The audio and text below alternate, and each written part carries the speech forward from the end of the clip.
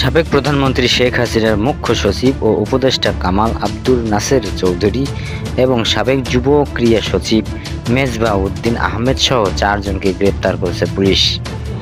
গ্রেপ্তারকৃতদের মধ্যে আছেন সাবেক যুব ও ক্রীড়া সচিব মেজবাহ উদ্দিন আহমেদ, এক্সিম ব্যাংক ও বিএবির সাবেক চেয়ারম্যান নজরুল ইসলাম মজুমদার ও বসুন্ধরা গ্রুপের কোঅর্ডিনেটর আদনান। এই 4 জনকে ডিবি গ্রেপ্তার করেছে বলে বুধবার জানিয়েছে ঢাকা মেট্রোপলিটন পুলিশ।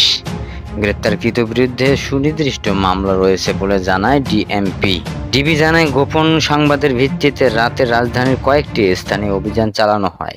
সাবেক প্রধানমন্ত্রী, মুখ্য সচিব, উপদেষ্টা সহ 4 জন গ্রেপ্তার করেছে। অন্য 2 জন হলেন এক্সিম ব্যাংক বিএবির সাবেক চেয়ারম্যান নজরুল ইসলাম মজুমদার এবং বসুন্ধরা গ্রুপের কোঅর্ডিনেটর আদনান। ডিবি আরও জানায়, তাদের বিরুদ্ধে হত্যা মামলা সহ সুনির্দিষ্ট মামলা রয়েছে। বৈষম্য বিরোধী ছাত্র জনতার আন্দোলনে হামলার ঘটনায় এসব মামলা দায়ের করা হয়।